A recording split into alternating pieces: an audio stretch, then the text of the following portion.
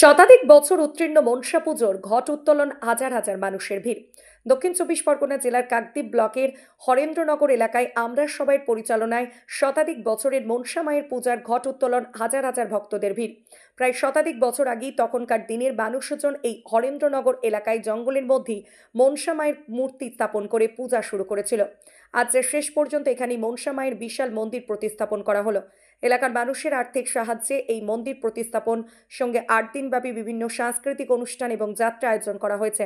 তবে প্রশাসনের নির্দেশ মেনে মাইকে যাচ্ছে শব্দ দূষণ না ছড়ায়, স্কুল চলাকালীন যাতে মাইক না চলে সেই সমস্ত বিষয়ে বিশেষ সতর্কতা অবলম্বন করা হয়েছে।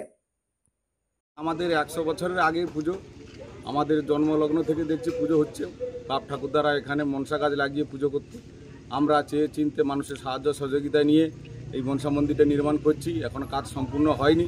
শুধু মনসা ঠাকুর নয়, এখানে বড় মহাদেব আমাদের আছে, শিবলিঙ্গ আছে, শিবরাত্রি হয়, সেই সঙ্গে বড় ঠাকুর শনি মহারাজও আছেন, শনি পুজোও হয়। এই 3টি মন্দির আমরা প্রতিস্থাপন করছি। আগামী বছরে হয়তো 3টে মন্দির 3টি মন্দিরের জায়গায় তারা স্থাপন হবে। আর আমরা এখানে যেহেতু স্কুল মাঠে, রামচন্দ্র বিদ্যায়তনের মাঠে শিক্ষা প্রতিষ্ঠান আছে বলে সেইখানে আমরা সাংস্কৃতিক অনুষ্ঠান করি। কোনো রকম অন্য কিছু অনুষ্ঠান না করে মানুষের মনোরঞ্জনের জন্য আমরা ব্যবস্থা নিই এবং শব্দ দূষণ এবং পারিপার্শ্বিক পরিবেশের ভারসাম্য বজায় রেখে আমরা সাংস্কৃতিক অনুষ্ঠানগুলো করি, যাতে ছোট ছোট কচিকাঁচা ছেলেপুলে আগামী দিনে তাদের সাংস্কৃতিক মনোভাব পরিবিকাশ হয়, সেরকম আমরা পরিবেশ তৈরি করি।